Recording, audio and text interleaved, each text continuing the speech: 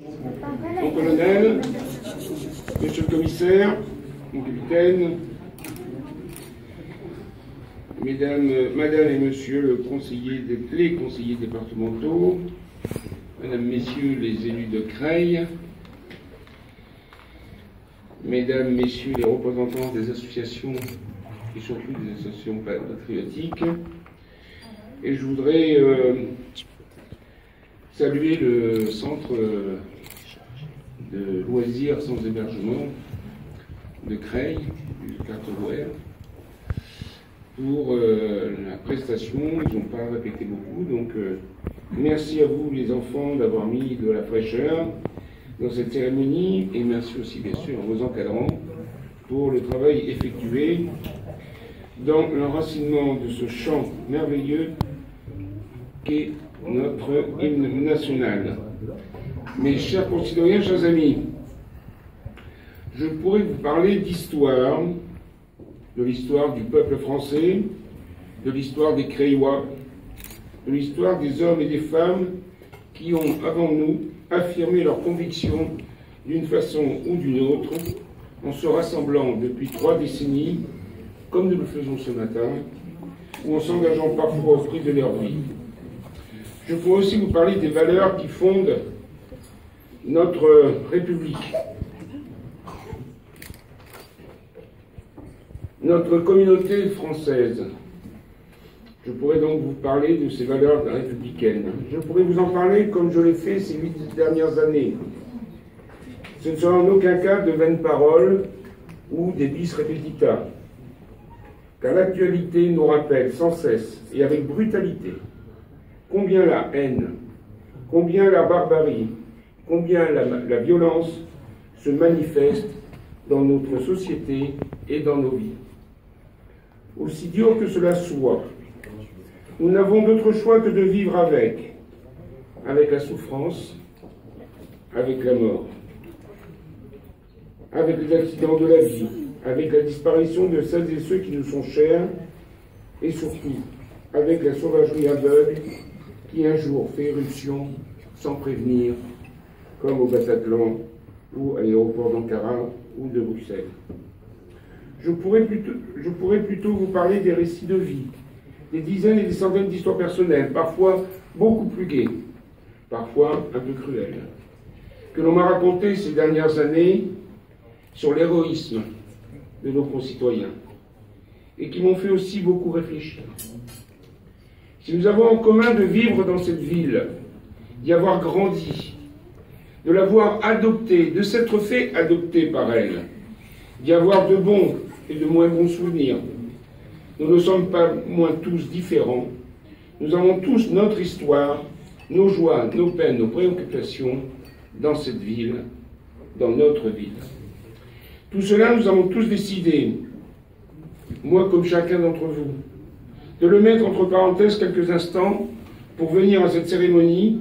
Et ce n'est pas, bien sûr, juste une coutume, mais c'est bien au-delà, un réflexe, un geste citoyen qui nous dicte l'importance que revêt pour nous cette date du 14 juillet. Date du 14 juillet qu'il faut davantage parler. Il faut en parler au présent, où il faut regarder vers l'avenir, plutôt que de ressasser le passé. Pourtant, ce passé, les éléments fondateurs tels que le 14 juillet, ne sauraient être ignorés par un peuple fier, opiniâtre, pugnace, tel que le nôtre. Un peuple qui résiste. Fini, bien sûr, la monarchie absolue, fini la société d'ordre et de ses privilèges. Cette fête nationale marque la naissance, en fait et en esprit, de notre République. Accouchée dans la douleur par la Révolution, elle est pour nous tous, encore aujourd'hui, et peut-être plus que jamais, le symbole et le fondement de notre identité française. Nous ne lui devons rien de moins que ces valeurs de laïcité, d'égalité, de fraternité, de liberté. Qu'on puisse regretter ou s'indigner que ces valeurs soient mises à mal, fassent l'objet d'attaques, qu'il faille encore et encore les réaffirmer, que l'on se rassemble année après année pour rappeler leur importance, c'est une des raisons qui doit nous inciter à prendre conscience qu'il est essentiel d'y croire fermement, de les mettre en œuvre, et que notre présence alimente ne serait-ce qu'un tout petit peu cette lumière humaniste dans la nuit qui nous enveloppe. Il n'y a point besoin de remonter dans l'histoire pour voir des raisons de s'indigner, de se révolter, de manifester son humanité, sa compassion et sa clémence aussi. L'oppression qui vous consume à petit feu est toujours là. La violence et la brutalité, nous en sommes tous témoins, bien trop souvent. La haine de l'autre, le rejet de celui ou de celle qui, différent de soi, ne se cache même plus. Ils se répandent, comme l'eau qui inonde la plaine, et distille l'idée d'une société sclérosée, malade, anxiogène, recroquevillée sur elle-même. Pourtant, ce constat ne doit pas laisser place à la résignation, bien au contraire. Vous me connaissez, vous savez que je n'ai jamais tenu des discours de Cassandre, fatalistes et résignés. Nous ne sommes pas le pays de la Révolution, le pays des Lumières, le pays de l'humanisme, et d'un peuple qui résiste, qui s'indigne et qui n'a jamais cessé dans son histoire de marquer sa différence. La France n'est-elle pas un vieux pays, un vieux continent, qui n'en demeure pas moins fort, agité peut-être lorsqu'elle ressent l'injustice, l'indécence et l'inégalité. La révolte et l'indignation font partie de notre histoire, je dirais même, elles fondent notre identité. Sachons voir aussi les signes d'un peuple, toujours en mouvement, toujours prêt à se lever, toujours prêt à manifester ses convictions, toujours prêt à bousculer l'ordre établi, autant que l'intégrisme et l'immobilisme. Le peuple français porte en lui l'esprit du 14 juillet, une volonté ferme, une spontanéité inébranlable.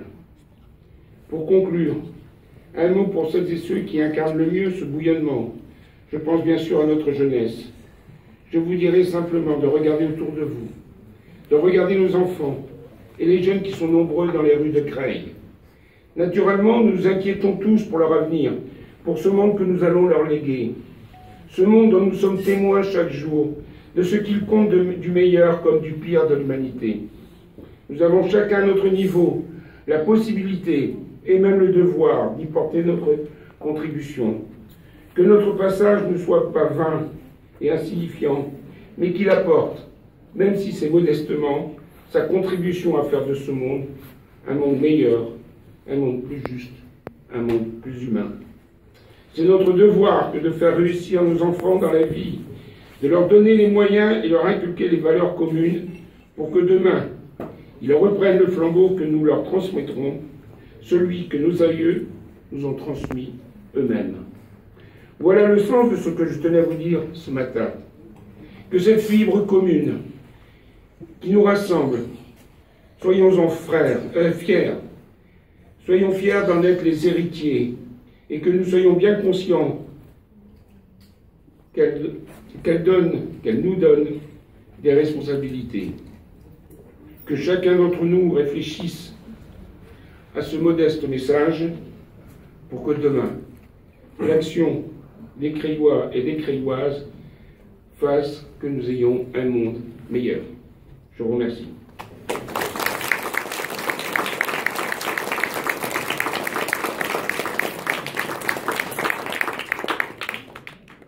Monsieur le maire, les conseillers départementaux, je crois qu'ils sont partis, mon colonel, monsieur le commissaire, mesdames et messieurs.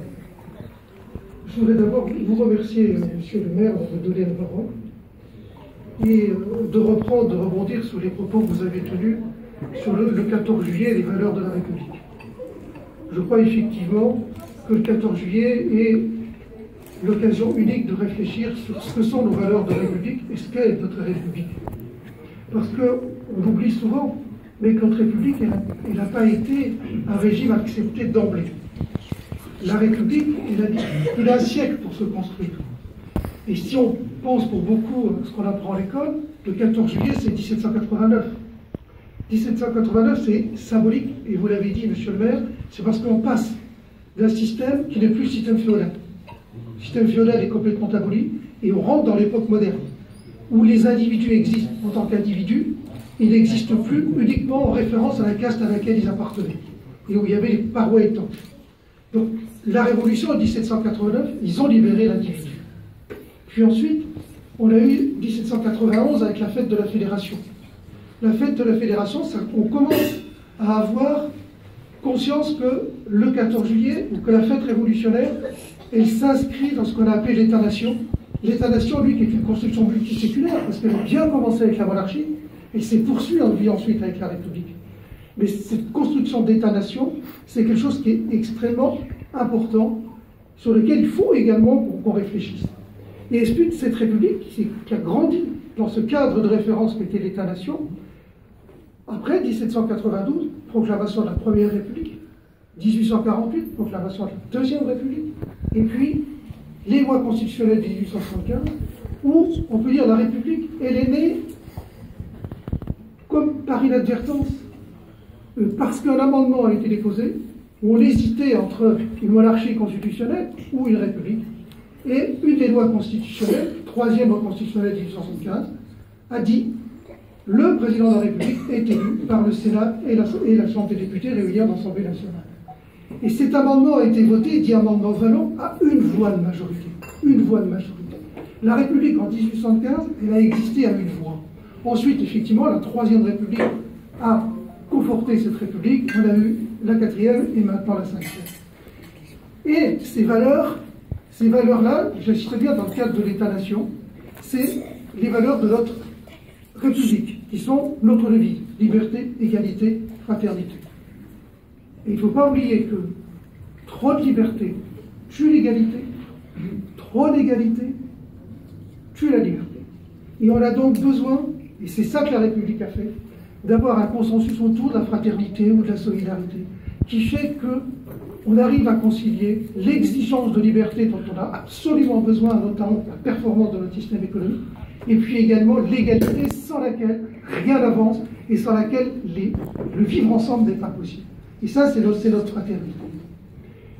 Alors, vous avez vu que il y a eu le référendum anglais, je crois, où un pays veut quitter l'ensemble qui était l'Union européenne. Et beaucoup de pays sont tentés. C'est-à-dire qu'on a une difficulté à actualiser l'État-nation, ce qu'on avait jusqu'à maintenant, et puis la nécessité de s'adapter à la mondialisation.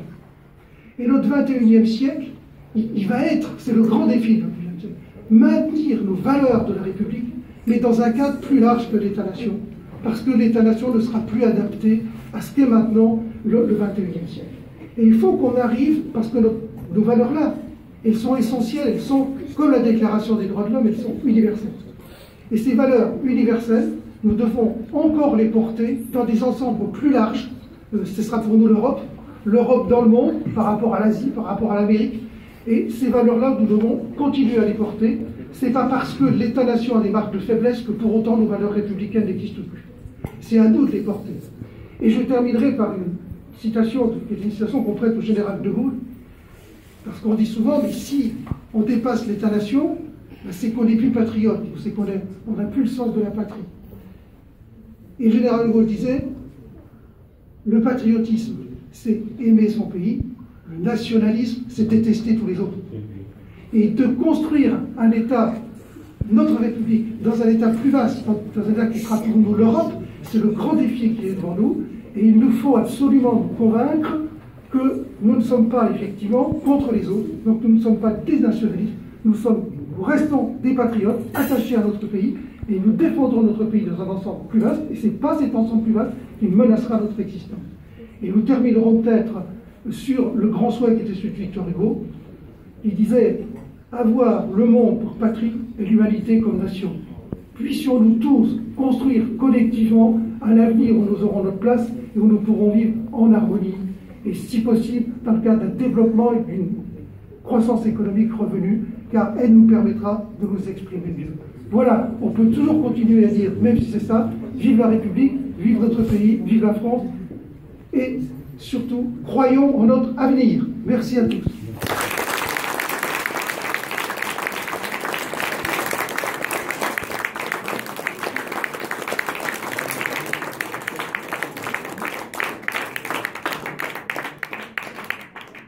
On vous a abreuvé de paroles. Maintenant,